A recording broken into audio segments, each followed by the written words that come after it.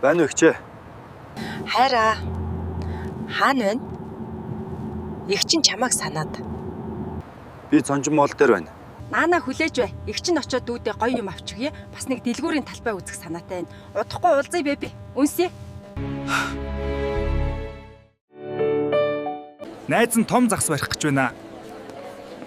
Удахгүй цулайна. Андаа бас юун том загас вэ? Баян авгаа нарыг тархитаж мөнгө салгахаа ойлоод хүн шиг амьдрал та. Сайхан хань ижилтэй болооч те. За ойлголоо доо андаа. Гэхдээ миний хайрыг татах азтай хүүхэн таарахгүй байна штэ.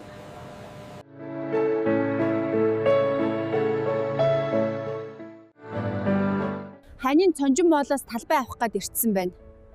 12 дугаар сард талбай авал 2,500,000 болсон байна. Чи ер нь дэлгүүр энтер гэж явхаар гэртээ амар. Эсвэл гадаад руу аял.